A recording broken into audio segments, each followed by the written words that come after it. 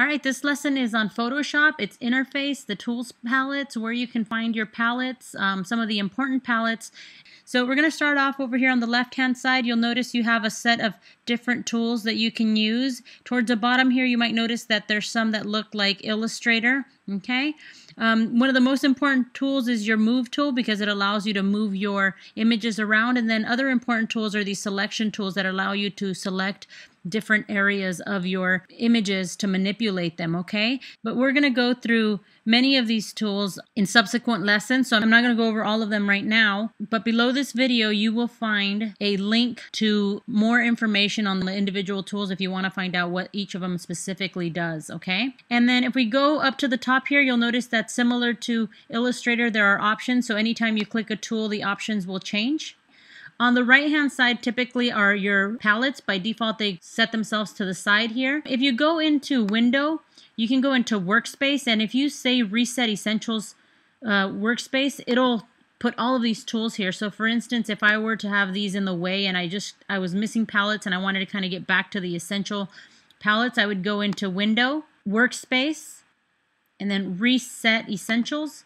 It'll take your palettes back to the end and it'll open up all the palettes that you didn't have, that you had closed or that you had manipulated, okay? Now, some of the most important palettes that you'll find are going to be your Layers palette, very similar to Illustrator. Your Layers palette is where all your information is going to be stored, all your images, all your adjustment layers, that type of thing, okay? Another palette that's really important is your Adjustments palette.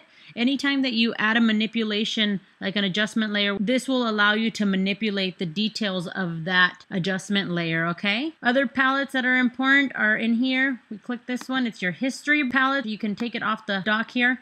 The History palette is basically like your Redo and Undo. It records a history of what you've been working on.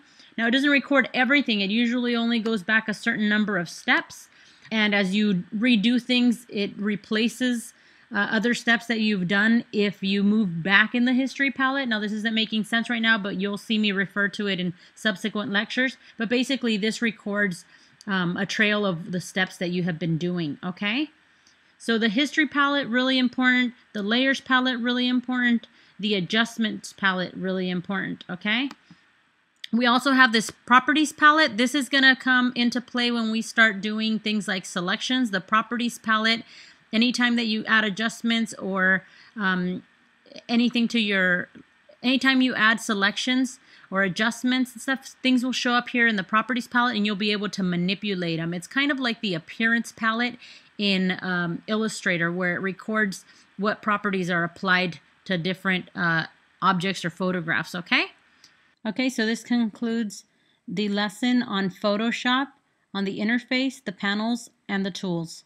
If you have any questions, I led at hawaii.edu or 808-343-9565.